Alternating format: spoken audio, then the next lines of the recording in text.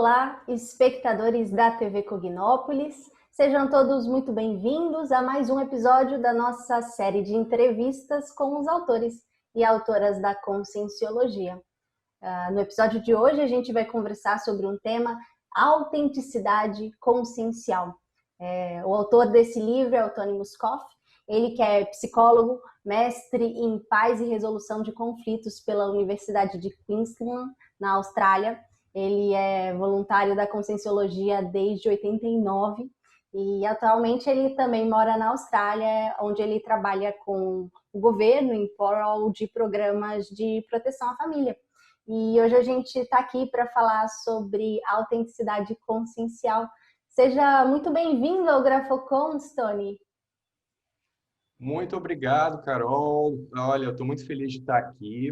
Quero mandar um grande abraço para todos os amigos da TV Cognópolis e um grande abraço para o meu grande amigo Emanuel também, por estar oportunizando essa entrevista aqui transcontinental. Nós estamos do outro lado do mundo, né? Falar para os nossos amigos aí de Foz, do Paraná, do Brasil, de toda a região. É uma satisfação estar aqui, podendo compartilhar um pouco do nosso trabalho. Ai, que bacana. A gente também está muito feliz de tê-los aqui no Grafocons. Tony, vendo a tua trajetória, né? Você é um veteraníssimo aí da Conscienciologia, e vendo a tua trajetória, você tem uma ligação muito forte com o tema da autenticidade, né? A gente percebe que você já tem verbete, já apresentou curso, já fez artigo, tem esse maravilhoso livro que a gente está tendo a oportunidade de conversar um pouco mais sobre ele hoje. E nesse sentido eu queria saber como surgiu esse seu interesse de estudar esse tema a fundo, né? Porque é uma pesquisa aí de anos. Olha, na verdade, eu me considero do período jurássico da Conscienciologia. É isso mesmo. Eu tive a grande oportunidade de conviver, de conhecer, de experimentar o nascimento do Instituto Internacional de Projeciologia e depois de outras instituições conscienciocêntricas e ver toda essa trajetória. Isso tem me ajudado demais a entender esses movimentos evolutivos que acontecem com o grupo, né, da Conscienciologia. E talvez uma das coisas mais importantes na minha vida, nessa trajetória toda, tenha sido a oportunidade de conviver diretamente com o professor Valdo Vieira, que foi o criador de tudo isso, né? O idealizador disso tudo. Então, assim, uma das coisas que eu posso trazer que eu trago nesse meu livro, Autenticidade Consciencial, e era uma das coisas que o próprio professor Valdo, ele sempre falava a meu respeito, e isso não era nenhum segredo, ele falava isso publicamente. Ele dizia: Tony, você é uma das pessoas que escreve do jeito mais parecido que eu. O seu estilo de escrita, ele é muito parecido com o meu jeito de escrever. E isso eu queria dizer para os amigos da TV Cognópolis, que é o seguinte: isso não é uma coisa que eu vem do nada. Eu estudei muito o estilo dele de escrever. Porque desde que eu conheci a Conscienciologia, quando eu era um moleque, em Porto Alegre, depois no Rio de Janeiro, toda vez que eu abria uma obra de Conscienciologia, eu me sentia assim: puxa, eu já sei tudo isso, parece que eu conheço esses assuntos. Né? Isso vem do meu curso intermissivo, ou seja, isso vem do meu passado, isso vem de outras vidas e também vem do período antes de eu nascer. Então, quando eu abria essas obras e estudava, eu via, puxa, o conteúdo dessas ideias é muito interessante. Mas uma das coisas que mais me chamava a atenção era o jeito que o Valdo escrevia. E eu ficava encasquetado, porque eu queria saber como é que essa pessoa pensa, o que se passa dentro da cabeça dela para ela escrever desse jeito. E eu queria pensar como ele, eu queria ter essas conclusões, ideias como ele.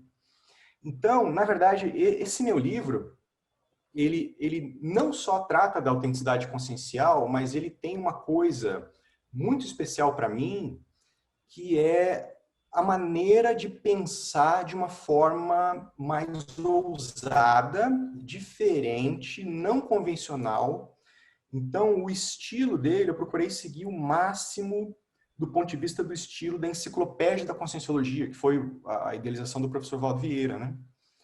E com isso, eu consegui fazer pela primeira vez, ninguém nunca tinha feito isso, fazer, na verdade, você falou que eu escrevi um verbete, de fato, eu escrevi alguns verbetes, mas esse livro eu considero como sendo um verbetão, um Sim. grande verbete. Eu transformei um tema em um grande verbete. Então, a estrutura de capítulos e de ideias, ela segue a mesma estrutura da enciclopédia.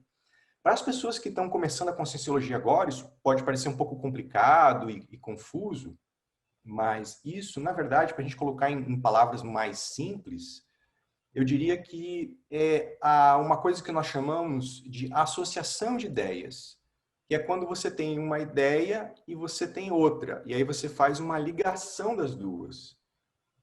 Uma ideia que eu tenho no livro, que é a ideia central, que é a autenticidade consciencial. As outras ideias são cento e tantos outros conceitos que eu ligo com a autenticidade consciencial. Então, a hora que você pega esse livro, você vai ver múltiplas facetas, múltiplas abordagens desse tema. Então, isso permite que você tenha uma expansão de ideias sobre o tema. E é exatamente isso que o professor Valdo sempre fez nos seus livros, nas suas pesquisas, em tudo aquilo que ele apresentava, entendeu? Eu espero ter atingido um bom nível de fidelidade em termos dessa técnica, né? Essa é a ideia do livro, basicamente, do estilo, né? Não do conteúdo. Isso é mais que eu estou falando é da forma dele, né? E eu lembro que quando eu comecei a escrever essas ideias, eu tive uma certa dificuldade para organizar.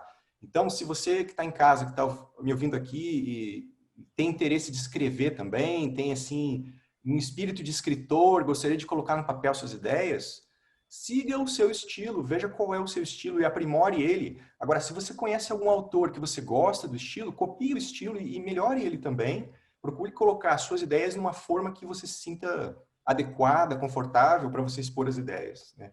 Eu lembro que em casa eu tinha várias anotações com papéis, aí eu espalhava tudo aquilo na minha sala e ficava assim, tipo um quebra-cabeça. Como é que eu vou encaixar isso com aquilo, montar, organizar? Então eu perdi assim, perdi não, mas eu dediquei muito tempo em tentar arrumar uma forma para fazer isso. E o verbete da Enciclopédia da Conscienciologia caiu como uma luva. Eu consegui fazer e o resultado final eu considero que foi muito, muito bom, muito positivo. Sim. E falando sobre a autenticidade consciencial, né?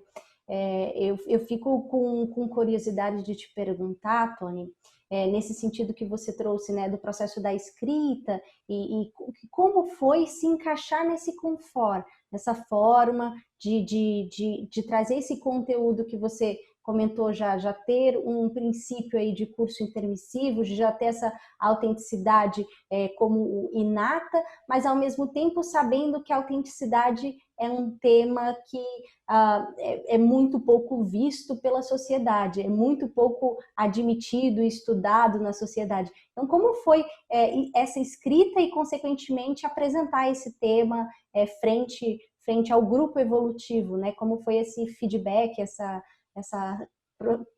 essa sucessão de eventos?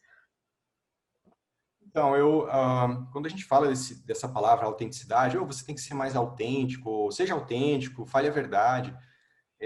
A sociedade cobra muito isso, porque nós vivemos num mundo que é um grande teatrão, né? Nós somos atores desse teatrão, e essa dimensão, essa vida humana, ela é a mentirolândia. Nós somos enganados, ou pelo menos tentam nos enganar, a todo momento. Nós somos orientados pelas aparências. As pessoas gastam uma energia, em tempo, em dinheiro e esforços para manter o status, aparências, para agradar os outros, ao invés delas pensarem em como elas podem ser, em primeiro lugar, autênticas, coerentes com elas próprias. Isso é o mais importante. Isso é muito mais importante. Por que uma pessoa se preocupa muito com a aparência? Porque ela quer mostrar aquilo para os outros. Então, no fundo disso, existe uma insegurança muito grande por parte dessas pessoas, né? Elas são inseguras ou muitas vezes infelizes com o que elas são. Então elas precisam mostrar uma coisa diferente. Aí vem toda aquela história da psicologia, da autoimagem, que você tem uma imagem sua que é diferente da sua realidade e tal. Mas então, no meu livro eu não entro muito nessa questão, eu abordo também, mas eu vou mais a fundo. Eu procuro abordar a questão sobre a ótica da conscienciologia. Por isso que eu coloquei o título Autenticidade Consciencial, quer dizer, da nossa consciência. Então, quem nós realmente somos? O que nós somos? Existe um livro que também foi publicado pela uma autora da conscienciologia, a professora Tatiana Mota. Que a Ela gente, fala inclusive, tem sobre... entrevista aqui no GrafoCons. Exatamente. Então, ela fala exatamente sobre isso, curso intermissivo. Então, o curso intermissivo, o que vem a ser? Vem a ser um período antes da gente nascer. Nós somos consciências, nós não somos esse corpo. Nós já vivemos outras vidas passadas, viveremos outras vidas no futuro, mas nós vivemos também um período entre uma vida e outra, onde a nossa consciência ela é muito maior do ponto de vista de atributos. Nós somos muito mais complexos. Por exemplo, a nossa capacidade de conhecimento, de lucidez, de entendimento das coisas, do universo, é muito maior quando nós somos ou quando nós estamos nesse período entre vidas. Aqui nós somos uma abóbora, nós emburrecemos enquanto consciências. Nós estamos limitados ao corpo humano e essa vida humana. Então nós achamos que nós somos isso aqui, mas isso é muito pequeno diante da imensidão da nossa realidade consciencial. Então, no meu livro, eu procuro abordar exatamente isso, que é a autenticidade da consciência. Então, quem você é do ponto de vista da sua consciência. Não quando a gente você participa de uma entrevista de emprego, o entrevistador ele pergunta: "Me fale sobre você", né? Aí você vai falar quem você é, suas experiências profissionais, que você é no Brasil, que você trabalhou com psicologia no Brasil, que você gosta disso, gosta daquilo, mas essa imagem que a gente faz, ela é muito pequena. A nossa consciência ela é muito maior que tudo isso. Então, como é que a gente acessa isso? A chave para acessar esse conhecimento é uma coisa que nós chamamos em conscienciologia de parapsiquismo. O parapsiquismo é a capacidade de você expandir as suas percepções para além dos 5 sentidos básicos. Então, foi daí que eu comecei a escrever esse livro. Foi quando eu comecei a ter, desde garoto, algumas experiências parapsíquicas, mas a principal, digamos assim, que foi para mim o divisor de águas, foi uma experiência na qual eu saí do meu corpo, eu tive uma experiência fora do corpo. No Rio de Janeiro, eu estava trabalhando, eu era voluntário da Conscienciologia lá, estava fazendo consciencioterapia, eu estava querendo entender a mim mesmo, já estava no processo de querer me estudar, de me auto-enfrentar, de enfrentar as minhas dificuldades, os meus problemas pessoais e as minhas inseguranças. E foi em 2002, eu fiz uma técnica junto com os consciencioterapeutas e eu saí do corpo durante a sessão de psicoterapia. Só que o que acontece? Quando a gente sai do corpo, a gente sai através de um outro corpo que a gente chama de psicossoma, que é o corpo astral, o corpo emocional, que é o espírito. Então eu me vi naquela situação, puxa, eu estou aqui, o meu corpo está lá deitado na poltrona, eu estou aqui. Só que daí, o que aconteceu uma coisa interessante, Carol. Nesse momento, eu tive uma outra projeção. Eu saí do psicossoma com outro corpo. Eu saí com um corpo mais sutil ainda que o psicossoma, que é um corpo mais avançado chamado mental soma. Foi quando eu me vi como se eu fosse uma bola de energia, uma bola de luz. E aí eu fiquei assim, nossa, mas esse sou eu. Essa bola de energia, com todas as minhas experiências, as minhas memórias, tudo aquilo que eu sei dentro da minha vida é tudo muito pequeno. Eu sou muito maior e viver muitas coisas que eu não tinha ideia. E aí, naquele momento, Carol, eu comecei a ver imagens de uma espécie de um campo universitário, com gramado, como se fosse uma universidade bacana, assim, super iluminado, e tinham várias pessoas ali que eu conhecia, mas eu não sei quem são nessa vida. São pessoas que eu tenho muita afinidade. E elas estavam fazendo pesquisas, estudando num clima de muita paz, de muita positividade. E eu vi que o meu papel ali era escrever. Eu tinha planejado naquela ocasião, naquele campus, nascer nessa vida aqui, entrar na Conscienciologia e escrever livros. Quando eu voltei para o meu corpo, e eu voltei para a sessão de consciência terapia, eu falei, nossa, eu fiquei encasquetado com tudo isso. Porque eu vi, nossa, eu sou muito mais, muito maior, eu tenho super potenciais que eu não estou expressando aqui. Portanto, o meu nível de autenticidade consciencial ainda é muito pequeno. Eu preciso recuperar, eu quero recuperar isso o máximo que eu puder para ser mais essa consciência aqui e menos o Tony Muscoff dessa vida. Então, de fato, ser autêntico, coerente com o que a gente é. E é essa ideia que eu quero passar no livro.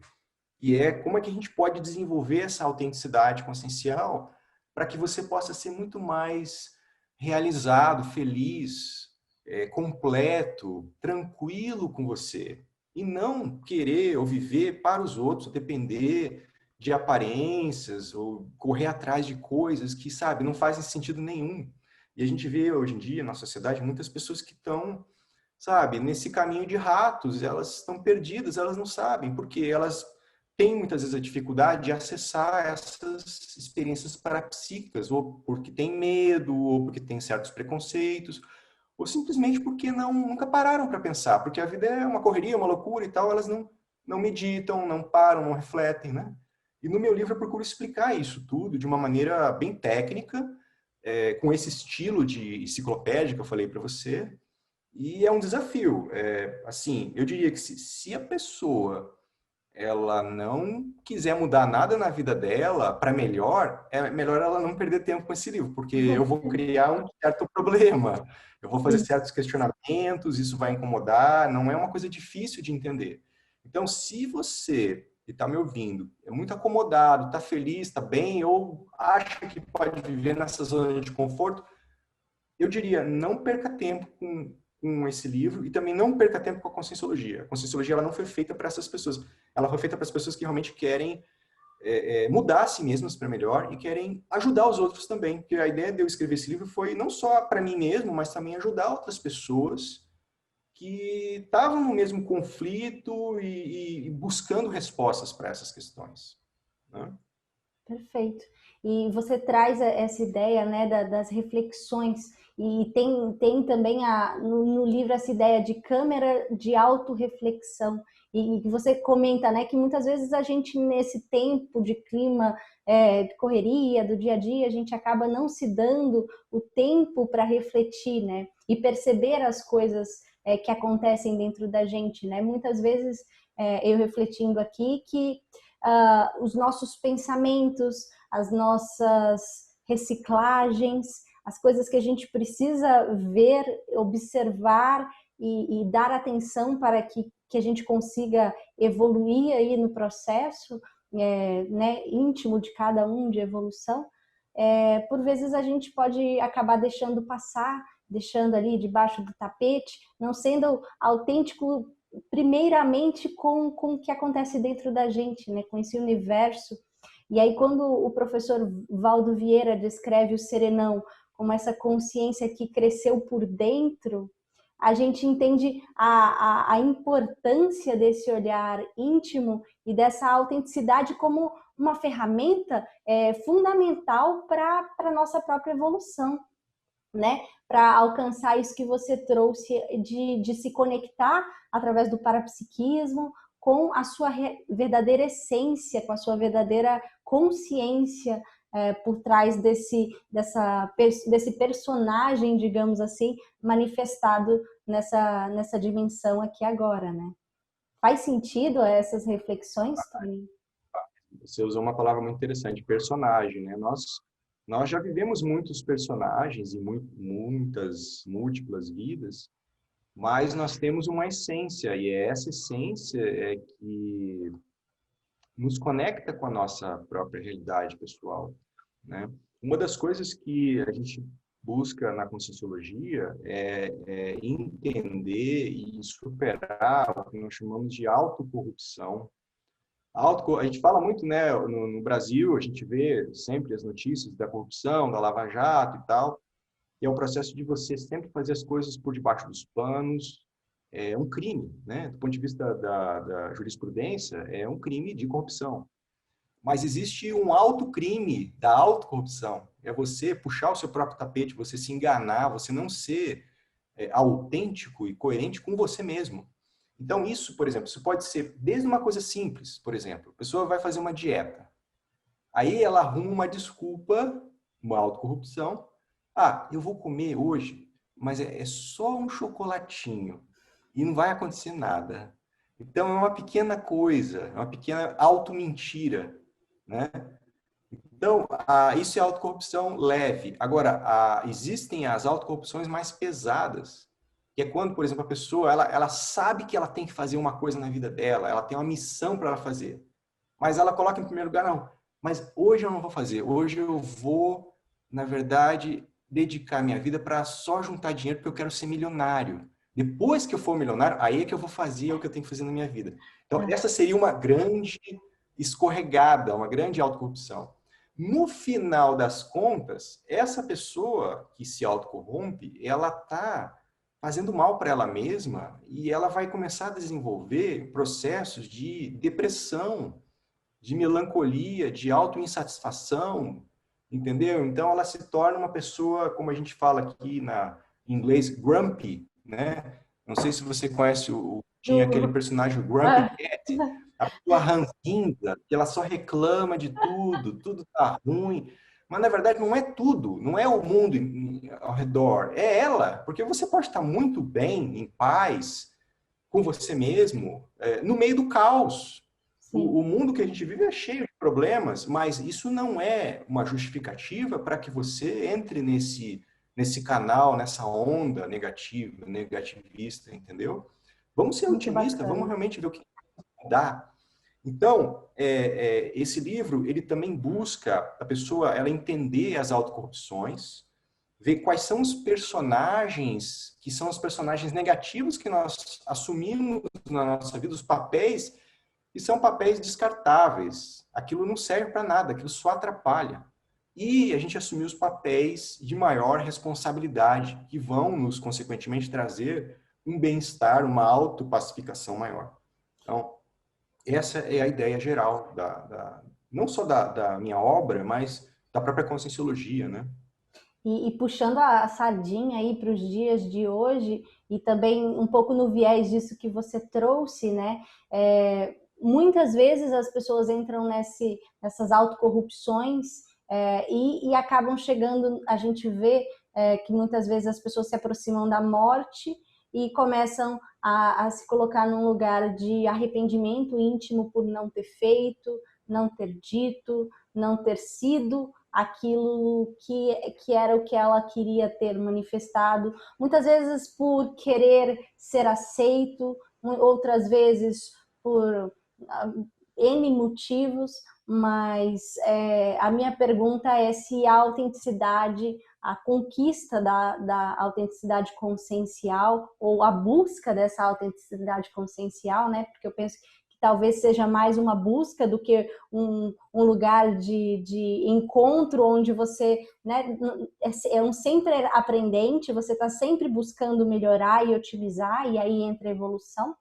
Mas se ela seria a remissão aí para esse processo que é tão visto nesses dias de hoje, dessa dificuldade de manifestar a autenticidade, né? Olha, sem dúvida, eu diria que talvez uma das coisas mais horripilantes, horríveis, por uma pessoa, seja ela envelhecer e adoecer e se aproximar da morte, com uma série de coisas aqui, ó, travadas na garganta, que ela não falou, não, sabe, não, ou pediu desculpas, ou quis esclarecer, ou, sabe, deixou de resolver, deixou de reconciliar. E se ela morre com isso, não acaba, continua. E aquilo vai piorar muito a condição extrafísica dessa consciência depois. Ela vai ficar numa psicose com aqueles pensamentos entalados na sua mente, entendeu? Aquele sofrimento. E é muito mais difícil resolver isso do lado de lá do que aqui. Então, é por isso que na Conscienciologia tem uma técnica que chama-se técnica de mais um ano de vida. Como é que é essa técnica? Basicamente é o seguinte, você estabelece uma regra e uma método de viver, como se, por exemplo, hoje, a partir de hoje, você imagina que você teria apenas 365 dias de vida, ou seja, um ano de vida. E o que você faria nesse ano? Se você tivesse que viver mais um ano, esse seria seu último ano, o que você faria? Então, isso, se você abordar a sua vida dessa maneira, com essa técnica, você vai acelerar e vai desamarrar e vai mudar um monte de coisa, um monte de gente, principalmente.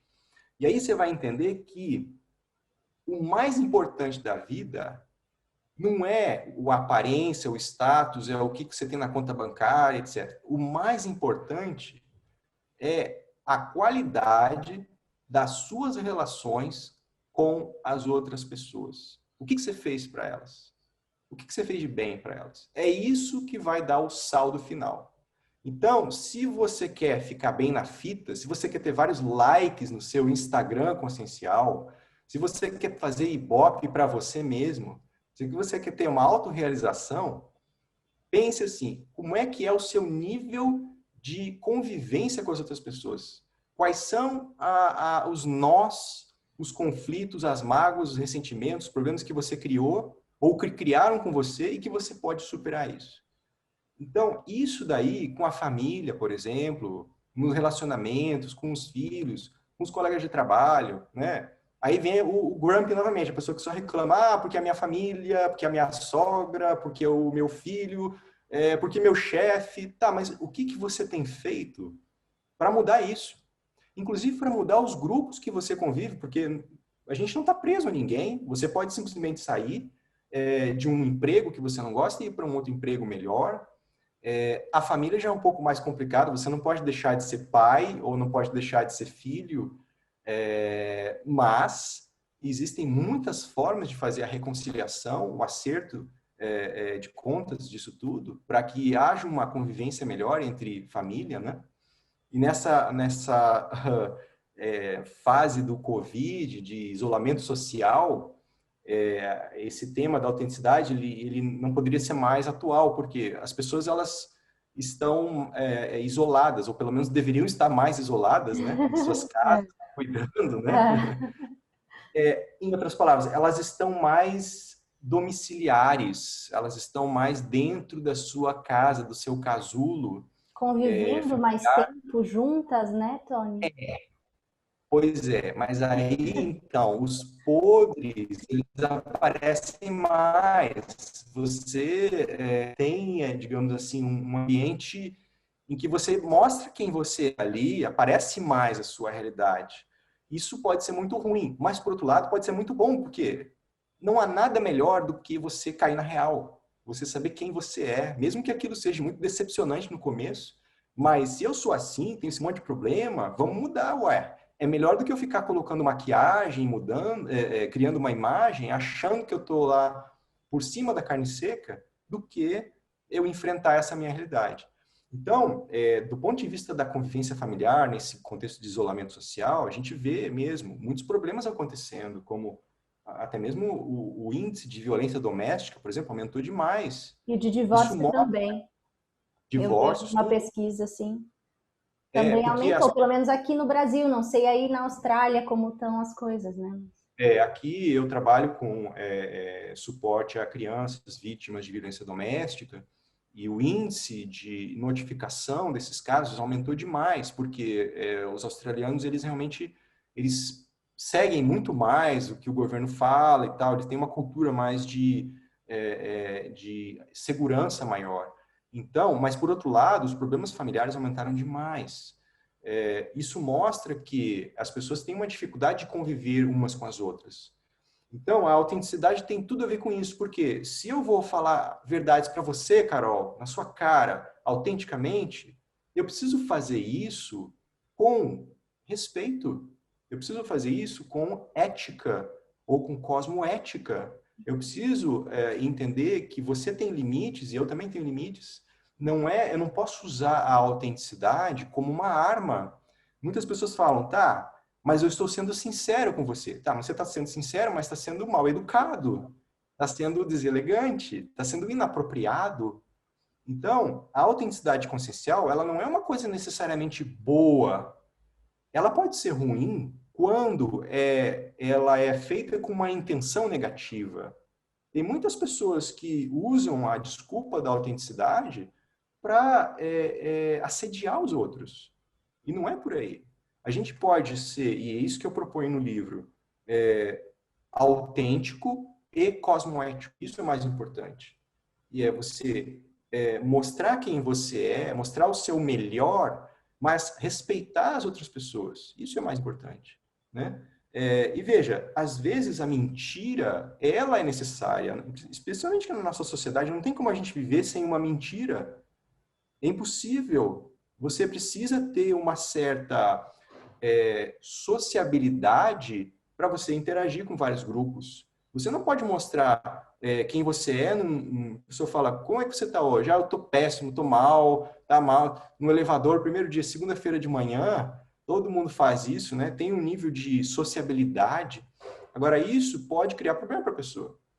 Então, a mentira, ela faz parte da nossa natureza, a gente precisa aprender a lidar com isso. Isso é importante, mas não é tão relevante quanto você saber que você está bem com você mesmo, porque você sabe que você é coerente com aquilo que você pensa, com seus valores. Essa autenticidade consigo mesmo, ela é a mais importante de todas. Né? Perfeito. E nesse processo, eu queria também conversar com você sobre os segredos, porque muitas vezes a gente vê aqueles segredos que travam a consciência e não deixam ela por vários ângulos se manifestar de modo autêntico. Como você vê essa questão do segredo como né, nesse debate de como o segredo pode auxiliar ou atrapalhar essa autenticidade consciencial?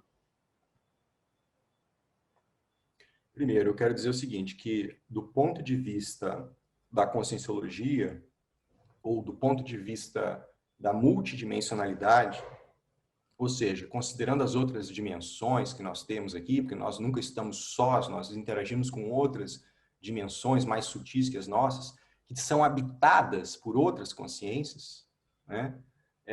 O segredo, ele não existe. Não tem segredo. Então, eu sinto muito, Carol, mas o segredo, ele é uma bobagem, ele não existe. Não tem como você esconder as coisas 100% para todo mundo. Por quê? Porque vão existir sempre consciências que leem os nossos pensamentos. Os nossos pensamentos, eles são tipo aqueles balões dos cartoons, dos quadrinhos. Eles estão ali, eles são imagéticos, eles são imagens. Os amparadores, por exemplo, essas consciências extrafísicas que nos ajudam, os anjos da guarda, que as pessoas falam de uma forma mais do senso comum, né? Eles sacam, eles sabem, eles percebem, eles nos conhecem muito mais do que a gente mesmo. Eles sabem o que a gente está pensando, ou deixando de pensar, ou querendo acobertar. Então, veja, eu pergunto para você, se você tem um grande amigo, que você é um amigo, uma amiga que é confidente, que você fala tudo para essa pessoa, não tem como você esconder nada para ela, mas você, de repente, começa a cobertar coisas, e isso, de uma certa forma, trai a sua relação com esse amigo. Isso cria problemas, né? Então, veja bem, quando o amparador ele vê que a gente está varrendo a sujeira para debaixo do tapete, isso causa um constrangimento muito grande para ele, e isso queima o nosso filme. Porque não existe segredo, não tem como a gente esconder. E outra coisa, não estou falando só de consciências extrafísicas, não.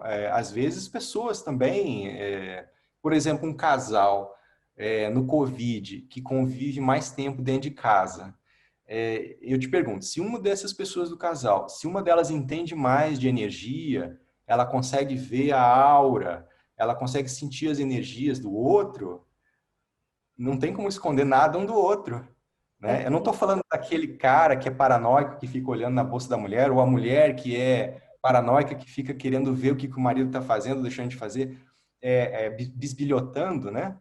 Não, eu estou falando de parapsiquismo mesmo, porque você, por exemplo, se você começar a jogar energia para uma pessoa e fazer um acoplamento de energias com ela, você vai começar a sentir tudo que ela está sentindo.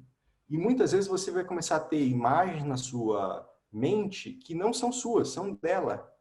Então, nisso, o segredo, ou a mentira, ou a inautenticidade, aquilo desaparece. Então, isso cria um problema. Se você começa a pensar dessa maneira, você não tem outra saída, a não ser você começar a ser mais coerente com o que você faz, com o que você pensa, com o que você é. Porque se você sustenta segredos, aquilo vai consumir uma energia violenta na sua vida. Chega uma hora que a pessoa ela entra numa paranoia, ela começa a ficar refém, é como se fosse os paparazzis, ela é perseguida por paranoias, por pessoas que estão achando que ela está mas será que vão descobrir o meu segredo, aquilo que aconteceu comigo, deixou de acontecer? Então, aquilo começa a criar um câncer emocional dentro da pessoa e começa a criar problema para ela. A minha recomendação para essas pessoas que esses segredos começam a criar muitos problemas e a pessoa começa a viver para manter isso em segredo, é ela estourar essa bolha. Ela tem que falar isso, para botar para fora. Se ela não está preparada para fazer isso com uma pessoa mais próxima, ela pode procurar um profissional, ela pode procurar um terapeuta, um psicólogo, um consciencioterapeuta, alguma pessoa de confiança ou um especialista, para que ela possa desabafar aquilo, para que ela possa se libertar daquilo. Porque, do contrário, ela é refém de um autoassédio, ela é refém dos assediadores que vão começar a colocar coisas na cabeça. Mas o fulano tá sabendo, olha a cara dele, como ele tá te olhando daquele jeito, e ele tá sabendo o seu segredo. Então, a pessoa começa a entrar numa neurose e a vida dela paralisa. Então, tá tudo errado. Ela tem que realmente botar isso para fora. É uma autodesintoxicação, né? E a mentira, hoje em dia, ela se sustenta cada vez menos. As pernas da mentira hoje são cada vez mais curtas, né? Porque uma hora sai um vídeo aí com escândalo mostrando alguma coisa de alguém, de uma celebridade, a internet está aí. Do jeito que a internet veio para criar mais fake news e mais bobagens, mais mentira, ela também tem o seu lado positivo de que as mentiras que foram criadas, elas não se sustentam muito tempo. Então, no final das contas, eu acho que toda essa revolução de comunicação, de mídia, da própria TV Cognópolis, tudo de colocar as coisas para fora, o abertismo consciencial é a nossa era de hoje. A gente está vivendo uma era de abertismo, né? Vivemos numa sociedade que é democrática, ou mais democrática, não vivemos mais em ditaduras. É muito mais difícil você sustentar um governo fechado hoje, porque existe a pressão da comunidade internacional, existe a pressão de governo, existe a pressão da mídia, existem os direitos humanos. Então, veja bem, no meu livro eu não só abordo as questões individuais da autenticidade, mas também eu vejo elas do ponto de vista coletivo, ou político, ou global também. Porque tem implicações na maneira como os países, as comunidades interagem umas com as outras, né? E a gente vê por aí nas campanhas eleitorais, nas comunidades internacionais, como a ciência, por exemplo, ela tem um papel importante na autenticidade, para desmontar um monte de mitos, de bobagens. Por exemplo, esse negócio da mudança climática que estava se falando há um tempo atrás, antes da Covid, o próprio movimento da ciência versus os mitos relacionados ao próprio coronavírus. Então, as pessoas hoje elas estão muito mais equipadas, muito mais espertas, muito mais próximas a um conhecimento verdadeiro, ou pelo menos relativamente verdadeiro, né? Porque a verdade é uma coisa que está sempre mudando, do que no passado. No passado a gente não tinha esse nível de comunicação aqui, né? E, por exemplo, tanto aqui na Austrália quanto no Brasil, nós temos um nível de liberdade de expressão que é muito gratificante. A gente pode falar o que a gente quiser. Talvez se eu estivesse dando essa entrevista na China, a minha porta teriam tocando agora ali, o governo chinês ia chegar aqui e falar: o que você está falando aí? Vamos lá, a gente quer entrevistar você ou quer fazer uma investigação, saber que tipo de informação você está falando aqui do meu governo ou desses assuntos, isso não bate com a nossa ideologia. Então, veja, existe muita coisa ainda inautêntica, mas hoje a gente tem muito mais possibilidades de colocar tudo na mesa, tudo exposto. E a TV Cognópolis, ela tem um papel essencial nisso. Por quê? Porque ela está trazendo outras verdades, outras abordagens que, vamos combinar, né? Nenhuma televisão faz isso. O nível de conteúdo que é exposto pela TV Cognópolis não tem igual. Não existe outro tipo de conhecimento que fale de outras vidas, de parapsiquismo, ou de questões como programação existencial, de curso intermissivo. Então, essas são realidades que também precisam serem mostradas para que as pessoas não fiquem zumbificadas no mundo como robôs, vivendo em função de trabalho, dinheiro, conta, problemas humanos, né? A nossa vida é muito mais do que isso. Então, parabéns a todos vocês aí pelo trabalho que vocês estão fazendo. Estamos muito contentes em tê-lo aqui também, em todos os autores que vêm corroborar, né, com conhecimento, com as autopesquisas e que ampliam ainda mais a nossa possibilidade de fazer assistência, né?